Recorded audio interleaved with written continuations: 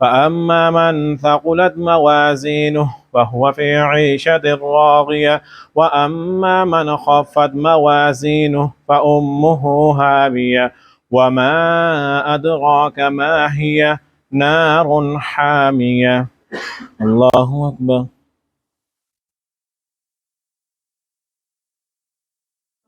سمع الله لمن حمده. الله أكبر. الله أكبر. الله أكبر.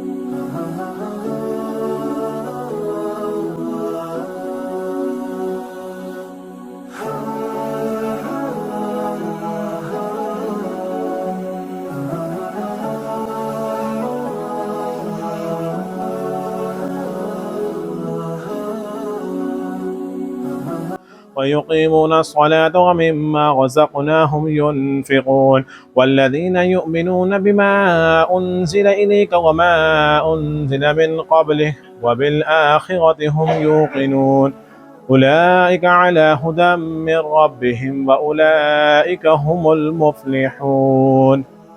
الله أكبر.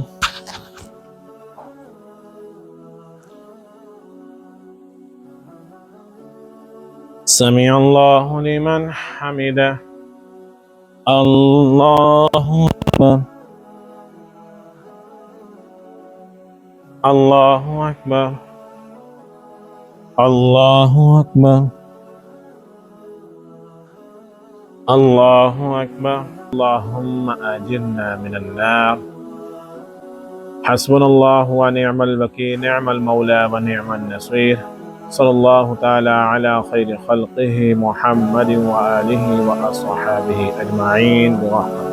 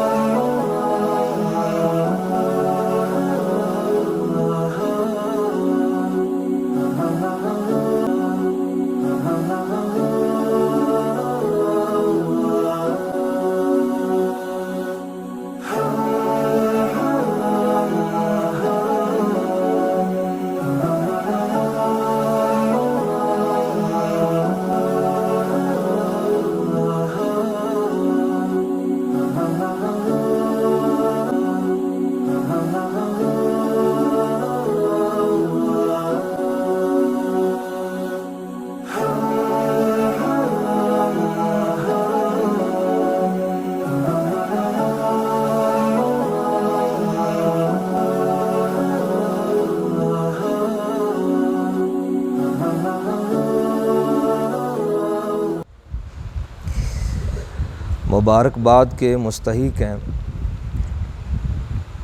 وہ افراد اور وہ مقتدی نمازی جنہوں نے قرآن مجید کو الحمدللہ سے لے کر والناس تک مکمل اپنے کانوں سے سنا، کیونکہ امام تو پڑھتا ہی ہے اس سے بہادری کی بات ہوتی ہے پیچھے پڑھنے والوں کی، وہ بھی بڑے استقامت کے ساتھ کھڑے ہوں اور شروع سے لے کر آخر تک جو وہ مکمل قرآن مجید کی تلاوت سنیں، یہ بھی بڑی بہادری کی بات ہے۔ قرآن مجید کا حافظ جو ہے وہ تو قرآن پاک کی پوری حلاوت اور مٹھاس حاصل کر رہا ہوتا ہے، اس کو تو مزہ آ ہی رہا ہوتا ہے، لیکن پیچھے والا وہ تو امام کے پیچھے ہوتا ہے، اس نے تو اوپر سے دیکھ کر قرآن پاک ناظرہ پڑھا ہوا ہوتا ہے، وہ اس کے الفاظ کو بھی نہیں جانتا ہوتا، اس کو یاد بھی نہیں ہوتا، لیکن اس کے باوجود وہ امام کے ساتھ ایسی وفا کر رہا ہوتا ہے۔ اگر اس وفا کی اگر بیس اور بنیاد دیکھنی ہو تو وہ کیا ہے؟ وہ قرآن ہے، کہ اتنی دیر کھڑے رہنا اور مسلسل کھڑے رہنا، امام کے ساتھ سننا، رکوع کے ساتھ رکوع جانا، سجدے کے ساتھ سجدہ کرنا، یہ اتنی وفا اگر ہمیں کسی نے عطا کی ہے تو وہ قرآن کے صدقے ہمیں ملی ہے۔ تو یہاں سے یہ نقطہ سمجھ لیں کہ اگر قرآن نے ہمیں انسانوں میں آپس میں جوڑ دیا تو خود اگر یہ کل قیامت والے دن رب کے حضور جائے گا تو یہ پڑھنے والے سے کیسی وفا کرے گا؟ یہاں تو بندہ بندے سے وفا کرے گا، کیوں؟ اس لیے کہ قرآن سینے میں ہے، امام ہے۔ تو جب قرآن اللہ کے دربار میں خود ایک شکل بن کر پیش کیا جائے گا تو اس کو یاد کرنے والے تھوڑا ہوں زیادہ ہوں، ایک صورت ہو دو صورتیں ہوں، حتیٰ کہ روایات کے اندر آیا جناب نبی کریم صلی اللہ تعالی وسلم نے ارشاد فرمایا سورہ یاسین بھی اگر کسی کو زبانی یاد ہوگی نا، وہ بھی اللہ کے دربار میں شکل کی صورت میں لائی جائے گی۔ سورہ ملک بھی اگر یاد ہوگی تو وہ بھی اللہ کے دربار میں شکلی صورت شکل بنا کر اس کو سامنے لایا جائے گا۔ پھر پتہ چلے گا کہ قرآن کتنی بلند کتاب تھی، قرآن کتنی اعلیٰ کتاب تھی، قرآن کتنی عرفہ کتاب تھی، اور ایسی کتاب کہ جو بھی اس کے ساتھ جڑا اللہ نے اس کو بلند کر دیا۔ کیا کر دیا جی؟ ایک کپڑا آپ پہنتے ہیں، میلا ہو جائے تو آپ 3 دن کے بعد 2 دن کے بعد اس کو اتار کر صاف کرتے ہیں، پھر اس کو پریس کرتے ہیں، پھر وہ قابل استعمال ہوتا ہے۔ لیکن قرآن مجید کا غلاف اگر 3 سال بھی قرآن کو چڑھا رہا تو اتارنے کا دل نہیں کرتا کہ اتار کر اس کو کہیں پر بندہ پھینک دے۔ کیوں؟ حالانکہ وہ بھی کپڑا ہی تو ہے، لیکن اس کی نسبت اللہ کی کتاب سے ہو گئی تو وہ ہمارے کپڑوں سے اعلیٰ بن گیا۔ ایک لکڑی وہ ہوتی ہے جو لکڑی ہمارے دروازوں کو لگتی ہے، کھڑکیوں کو لگتی ہے، الماریوں کو لگتی ہے، ہمارے فرنیچر کے کام آتی ہے۔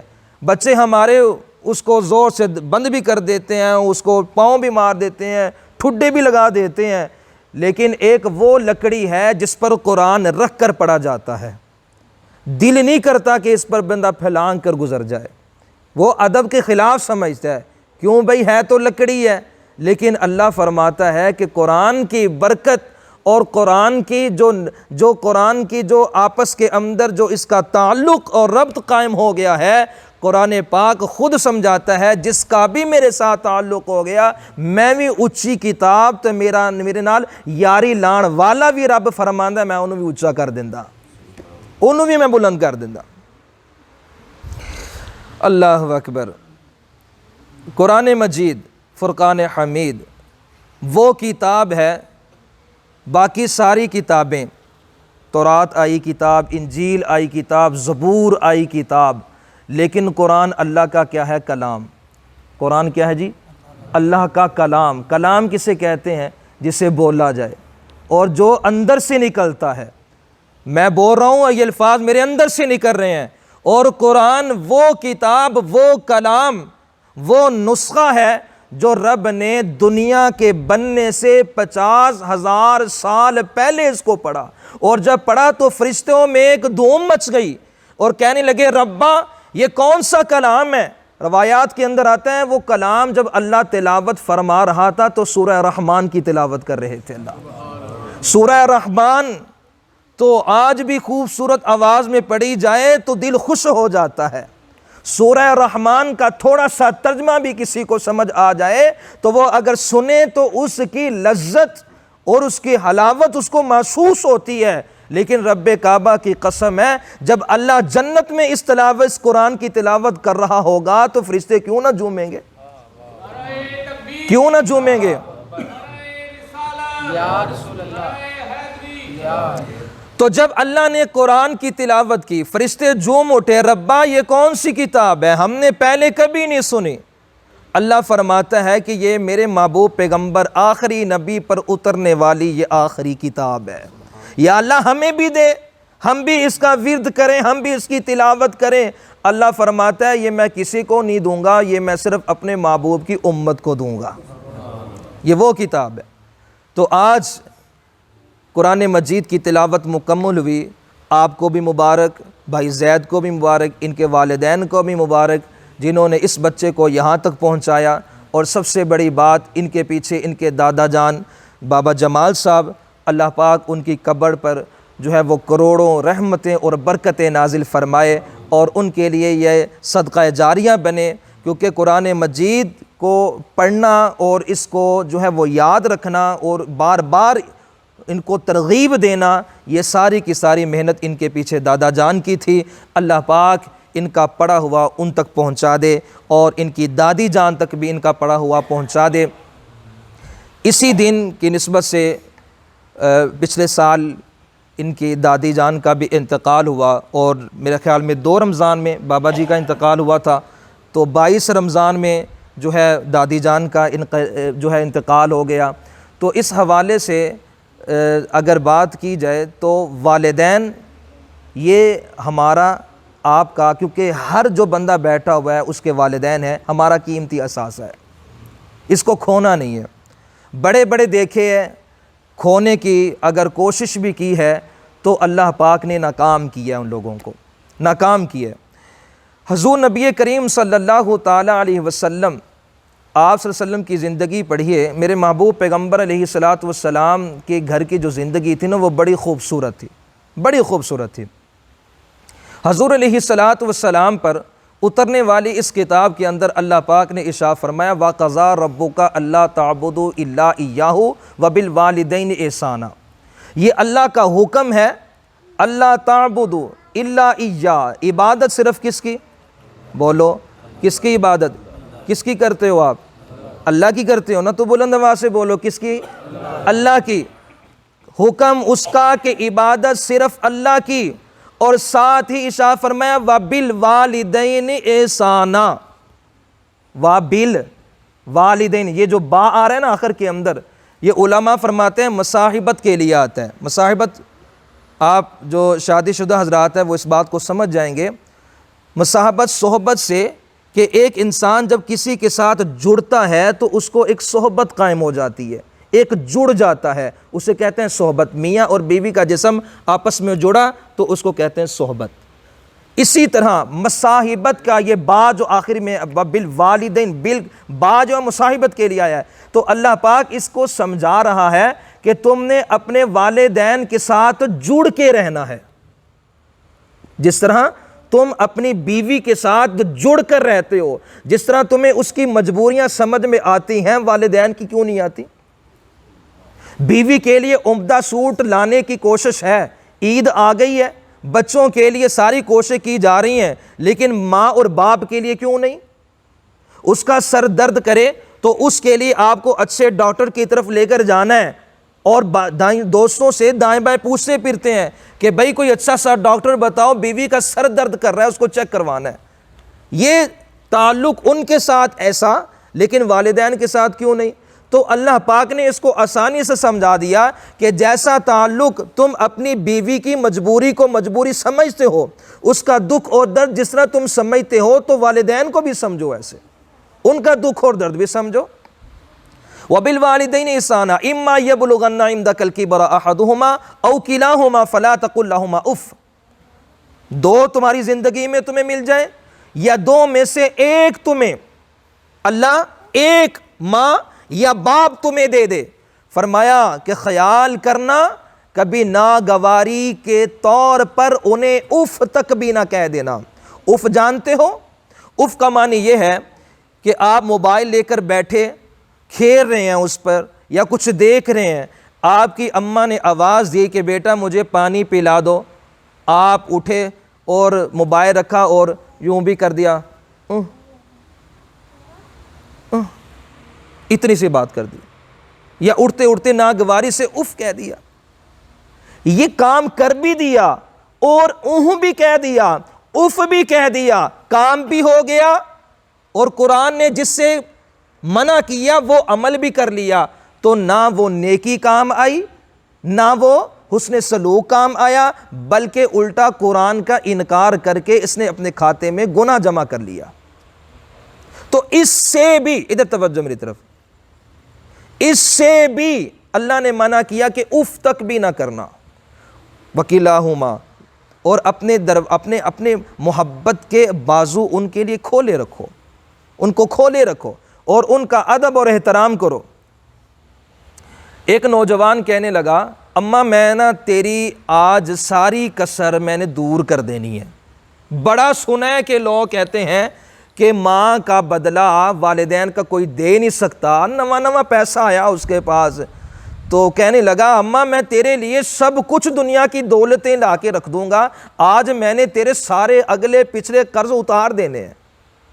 ماں کہنے لگی بیٹا تو نہیں کر سکتا، یہاں تو بڑے بڑے ولی نہیں اتار سکے، ماں کے بدلے تو اللہ کے نبی نہیں اتار سکے، تو کیا اتارے گا؟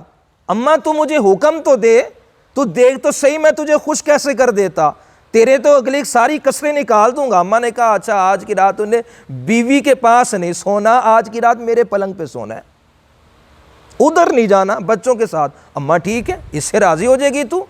کہا بیٹا آ تو صحیح، ایک رات کے لیے بیوی چھوڑی، بچوں کو چھوڑیا، ماں کو راضی کرنے کے لیے، ماں کے اگلے پچھلے بدلے اتارنے کے لیے ماں کے ساتھ اس نے پلنگ کے ساتھ چارپائی لگا لی۔ فرمایا بیٹا نہیں، چارپائی اٹھاؤ میرے ساتھ میرے پلنگ پہ لیٹو۔ اب وہ خوش ہو گیا کہ مجھے موقع مل رہا ہے بدلہ چکانے کا، مجھے موقع مل رہا ہے۔ اب وہ ساتھ لیٹ گیا ماں کے قدموں میں۔ سردیوں کی راتیں ہوں، ماں تھوڑی دیر گزری، جب دیکھا کہ بچے کی بیٹے کی آنکھ لگ گئی اور اسے اٹھایا، اپنے پاؤں کی ایڑی مار کر کہا کہ مجھے پانی لا کے دے۔ اب وہ نوجوان اٹھا پانی لا کر دے رہا ہے، باہر گیا مشکیزے میں دیکھا کہ پانی ختم ہے، اب دور کسی کنویں میں جا کر پانی لے کر آیا اور گلاس بھرا اور ماں کے پاس گیا تو ماں کو پیش کیا۔ ماں نے 2 گھونٹ لیے اور آدھا گلاس وہ ہے جو اس کے بستر پہ ڈال دیا، پانی گرا دیا اس کے بستر پہ۔ اب کہا کہ بیٹا اب لیٹ جا۔ اب اس کو پھر مسرت سی محسوس ہوئی کہ ماں کا بدلہ، تھوڑی سی مشقت ہے، ماں خوش ہو جائے گی، اگلی پچھلی کسریں اتر جائیں گی۔ وہ لیٹ گیا اس پہ۔ اب لیٹا کہ تھوڑی دیر کے بعد پھر آنکھ لگ گئی، جب دیکھا ماں نے پھر آنکھ لگی، پھر اس کو ایڑی ماری، چل اٹھ پانی لا کے دے۔ اب دوسری مرتبہ درمیان رات میں کوئی 12-1 بجے کا ٹائم، پھر بھاگا، پانی لایا اور جب گلاس ماں کے سامنے پیش کیا، ماں نے پھر 2-3 گھونٹ لیے اور آدھا گلاس پھر اس کے بستر پہ گرا دیا۔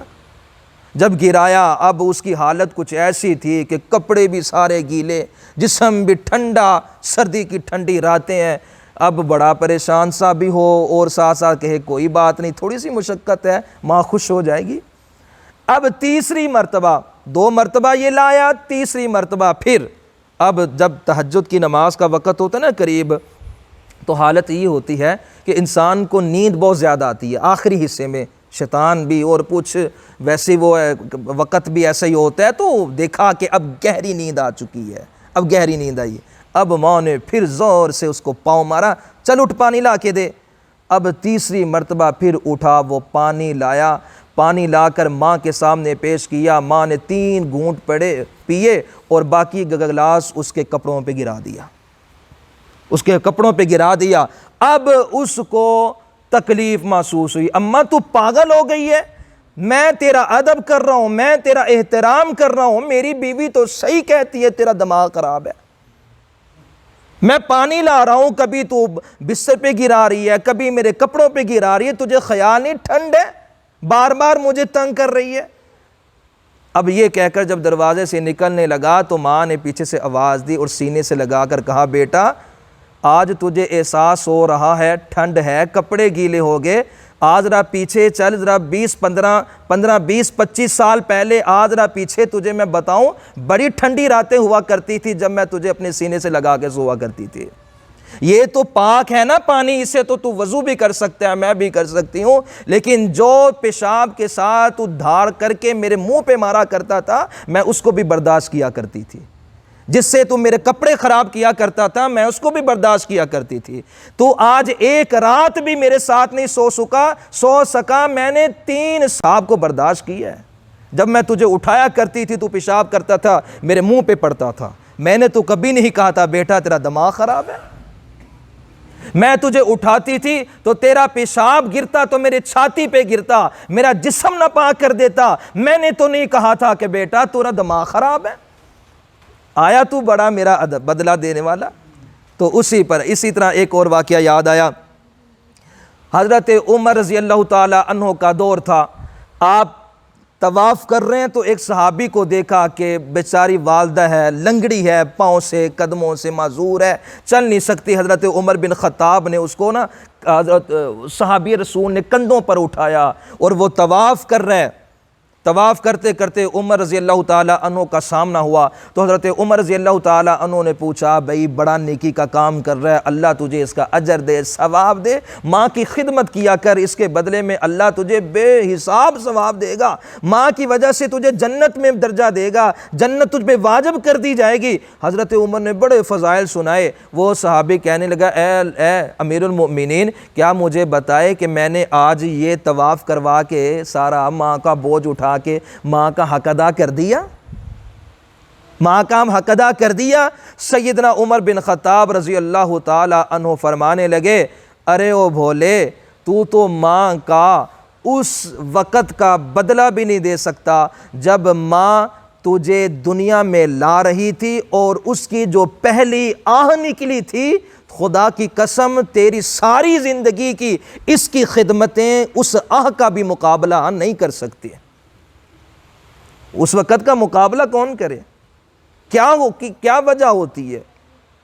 ثم اماتہ فاقبرہ، ثم اماتہ، ایک ماں کہ جو اپنے پیٹ سے دنیا میں لاتی ہے اور پھر اللہ اسی انسان کو قبر کی اور مٹی کے پیٹ میں، زمین کے پیٹ میں بھیج دیتا ہے۔ تو ماں کا یہ سفر یہ اس پیٹ سے ماں کا، بچے کا، اولاد کا، میرا اور آپ کا جو سفر ہے اس پیٹ سے لے کر قبر تک کا سفر بہت مختصر ہے، بہت مختصر ہے۔ فرمایا وبالوالدین احسانا، عبادت کس کی؟ بولو عبادت کس کی؟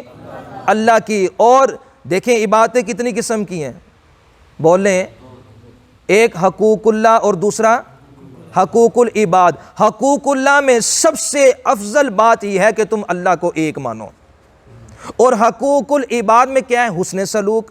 اور اس میں سب سے زیادہ مقام مرتبہ اگر کسی کا ہے تو سب سے پہلے اپنے والدین کا۔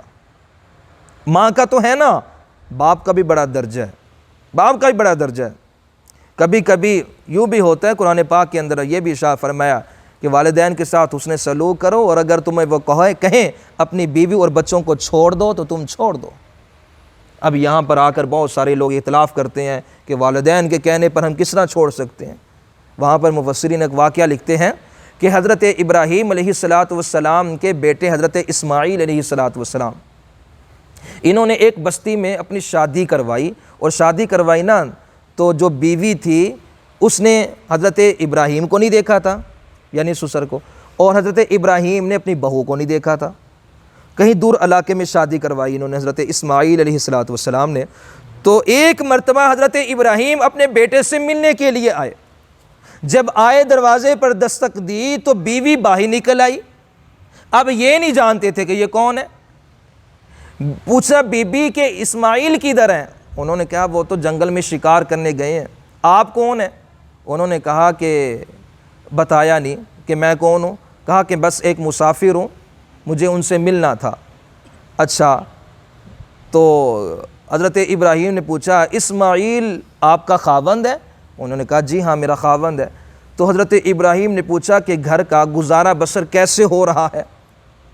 تو وہ بیوی جو اب بیویوں کے ویسے ہی جو ہے وہ سارا کچھ بھی تم کرتے رہو اور ایک کام نہ کرو تو تمہارا سارا کیا درا سارا ختم، سارا ہی ختم۔ تو حضرت ابراہیم علیہ السلام نے پوچھا کہ تیرا گزارا بسر کیسے ہوتا ہے اب اللہ کا نبی اسماعیل؟ فرمایا کہ یار بس بابا جی کیا بتاؤں، یہ پتہ نہیں کیسا بندہ ہے، جب سے میں اس کے نکاح میں آئی ہوں ایک وقت کا کھانا ملتا ہے، ایک وقت کی میں بھوکی رہتی ہوں، تو میرا تو یہاں پر گزارا ہی نہیں ہوتا، میں تو گھر کی لاڈلی تھی، اس کے گھر میں آئی ہوں میرا تو ستیہ ناش ہی ہو گیا ہے، میں تو کمزور ہو گئی ہوں، میری بات ہی کوئی نہیں مانتا، کھانے کو گھر میں ہوتا ہی کچھ نہیں ہے۔ اب گیلے اور شکوے کرنے شروع کر دیے۔ حضرت ابراہیم علیہ السلام نے کہا کہ اچھا اسماعیل آئیں تو ان کو میرا سلام کہنا اور ان سے کہنا کہ اپنے گھر کی چوکھٹ جو ہے وہ بدل لے، اپنے گھر کی چوکھٹ کو بدل لے۔ اس نے ادھر ادھر نظر دوڑائی، بی بی نے کہنے لگی گھر کی چوکھٹ تو بڑی مضبوط ہے، ہوا چلے تو بڑی سونی ہوا آتی ہے، دن کو ماشاءاللہ بڑی روشنی آتی ہے، مجھے کیا ضرورت چوکھٹ بدلنے کی، بابا پتہ نہیں دماغ خراب ہے اس کا۔ اس نے حضرت ابراہیم نہیں جانتی تھی ابراہیم کون ہے، اللہ کا نبی ہے۔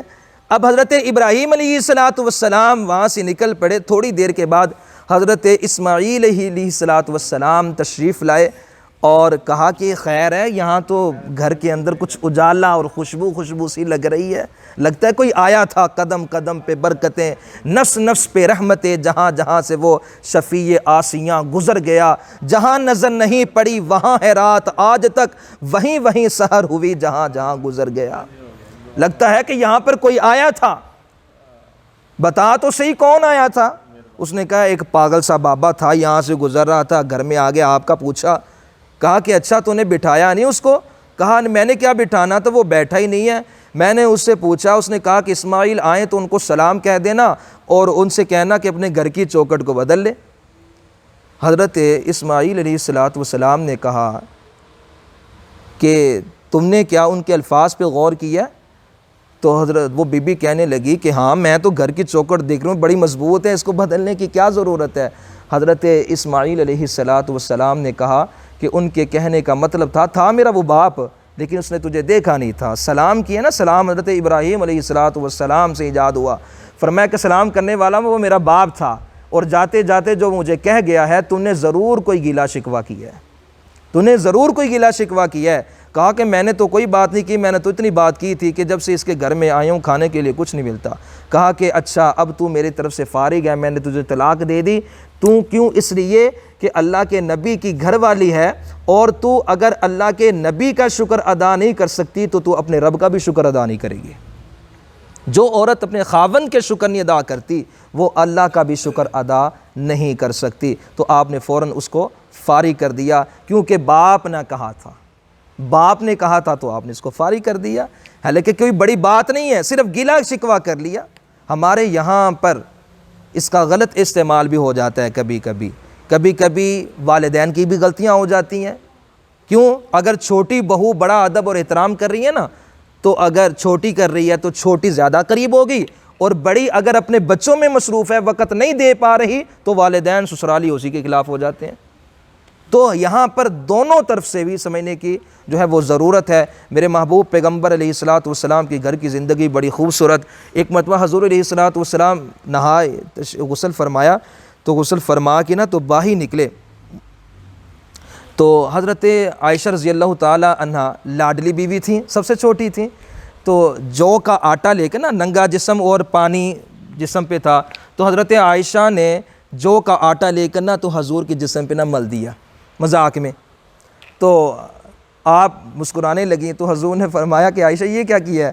فرمایا کہ میں نے سنا ہے کہ جو کا آٹا لگانے سے نا طاقت بڑھ جاتی ہے، طاقت بڑھ جاتی ہے۔ تو حضور علیہ السلام نے شاہ فرمایا کہ عائشہ اب تو میں نے غسل کر لیا، یا تو پہلے لگاتی تو پھر میں دوبارہ غسل کر لیتا، اب تو مجھے دوبارہ غسل کرنا پڑے گا۔ تو میرے محبوب پیغمبر صلی اللہ علیہ وسلم پھر مسکراتے ہوئے گئے، اور دوبارہ جب پانی ڈالا تو عائشہ رضی اللہ تعالی عنہ پیچھے رونا شروع کر دیا، کہنے لگی اے اللہ کے نبی، آپ کا اخلاق اتنا سچا ہے تو آپ کا اسلام کتنا سچا ہوگا۔ اللہ پاک سے دعا ہے خالق کائنات ہمیں غور اور فکر کرنے کی توفیق عطا فرمائے اور ہمارا یوں مل بیٹھنا اپنی بارگاہ میں قبول فرمائے، اور اللہ پاک بھائی ناصر جمال صاحب اور ان کے جتنے بھائی ہیں اللہ پاک ان کی دلی حاجات کو تمناؤں کو اپنی بارگاہ میں قبول فرمائے۔ یقیناً بخشش اور مغفرت کا وقت ہے، کیونکہ لیلۃ القدر کی رات ہے، اور قرآن مجید کے ختم پر ہمارے بزرگ فرمایا کرتے تھے کہ اللہ سے خوب دعا کیا کرو، کیوں؟ اس لیے کہ اس میں جو ہے وہ دعا کی قبولیت شرط ہے، اللہ پاک قبول فرماتا ہے، اس میں دعائیں قبول فرماتا ہے، تو اس کے لیے بھی دعا فرمائیں، اور بھائی زید کے لیے بھی فرمائیں، اسی طرح ان کے دادا جان کے لیے اور حاجی سلیم صاحب کے لیے جو بابا جماعت صاحب کے بھائی بھی ہیں، ان کی صحت کے لیے بھی دعا فرمائیں، اور جتنے ہمارے دوست و احباب ہیں اللہ پاک ان کی صاحب کی دلی حاجات کو تمناؤں کو اپنی بارگاہ میں قبول فرمائے۔ بسم اللہ الرحمن الرحیم الحمدللہ رب العالمین والعاقبۃ للمتقین والصلاۃ والسلام علی سید الانبیاء والمرسلین یا اول الاولین یا آخر الآخرین یا راحم المساکین یا ذی القوۃ المتین یا رب لک الحمد کما صلی اللہ العظیم رب العرش العظیم۔ اللہم انا اسألک ایمانا کاملا و یقینا صادقا و رزقا واسعا و قلبا خاشعا و لسانا ذاکرا و رزقا حلالا طیبا و توبة نصوحا و توبة قبل الموت و راحة عند الموت و مغفرة و رحمة بعد الموت و العفو عند الحساب و الفوز بالجنة والنجاة من النار و ادخلنا الجنة مع الابرار و الحقني بالصالحين وأفوض أمري إلى الله إن الله بصير بالعباد۔ اللهم اغفر لنا ولوالدينا اللهم اغفر لنا ولوالدينا اللهم اغفر لنا ولوالدينا وأساتذتنا وجميع المؤمنين والمؤمنات والمسلمين والمسلمات وقل رب ارحمهما كما ربياني صغيرا۔ اے اللہ آج کی اس محفل کو اپنی بارگاہ میں قبول فرما۔ اے اللہ اس محفل کے اندر نماز تراویح کی شکل کے اندر یا اللہ قرآن مجید کی تکمیل ہوئی، قرآن پاک کا اختتام ہوا۔ اے اللہ قرآن مجید شروع سے لے کر آخر تک بھائی زید نے یا اللہ نماز کے اندر جو پڑھا، اس میں یقیناً کمی کوتاہی یا اللہ ایک بشری تقاضا ہے، انسان سے کمی کوتاہیاں تو یا اللہ ضرور ہو جاتی ہیں۔ اے اللہ اگر ان سے بھی ہوئی ہو، ہم سے بھی ہوئی ہو، جتنے بھی ہیں اے اللہ تمام کی یا اللہ کوتاہیوں کو، سستیوں کو، چھوٹی موٹی لغزشوں کو اے اللہ معاف فرما دے۔ یا اللہ اس قرآن مجید کو یا اللہ تیرے محبوب پیغمبر علیہ السلام کی ذات اقدس میں یا اللہ ہدیتاً تحفتاً پیش کرتے ہیں، یا اللہ قبول و منظور فرما۔ آپ کے تو فیض صحابہ کرام، تابعین، تبع تابعین، بزرگان دین، مسلمان مرد، عورتیں، بچے، بچیاں، اے اللہ اس قرآن مجید کا ثواب تمام امت کے جتنے مرحومین ہیں، جتنے اس دنیا سے چلے گئے ہیں، اے اللہ تمام کی روحوں کو اصال ثواب کرتے ہیں، یا اللہ سب کو پہنچا دے، سب کی بخشش فرما دے، سب کی مغفرت فرما دے۔ اے اللہ بالخصوص ان کے دادا جان، ان کی دادی جان، اور یا اللہ ان کے جتنے عزیز و قارب ہیں، یا اللہ ان کی روحوں تک بھی اس کا اجر اور ثواب پہنچا دے۔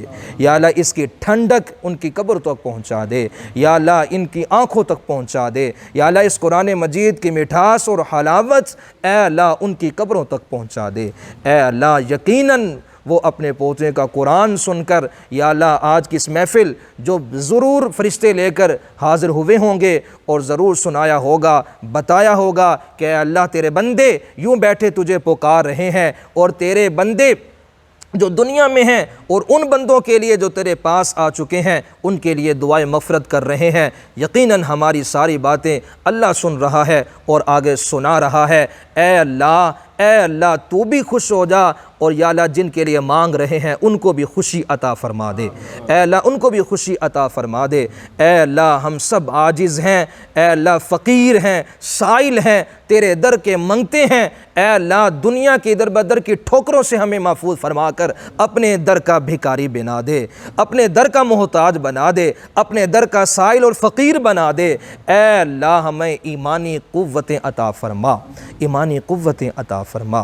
اے اللہ قرآن مجید زیادہ سے زیادہ پڑھنے کی توفیق عطا فرما، اولادوں کو والدین کا فرما بردار بنا۔ اے اللہ جن کو تو نے اولادیں نہیں دی یا اللہ نیک صالح نورینہ اولاد سب کو نصیب فرما دے۔ اے اللہ جن کو بیٹیاں دی ہیں ان کو بیٹے دے دے، جن کو بیٹے دیے ہیں اے اللہ ان کو بیٹیاں دے دے، یا اللہ جو دونوں مانگ رہے ہیں اے اللہ ان کو دونوں عطا کر دے۔ اے اللہ دنیا یقیناً دارالامتحان ہے، لیکن یا اللہ ہم سخت آزمائشوں کے متحمل نہیں ہیں۔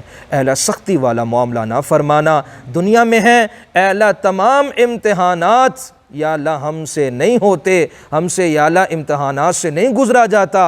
اے اللہ وہ تیرے نیک بندے دنیا سے چلے گئے، وہ نبی تھے، وہ ولی تھے، وہ غوث تھے، وہ قطب تھے، وہ ابدال تھے، دو دیندار تھے۔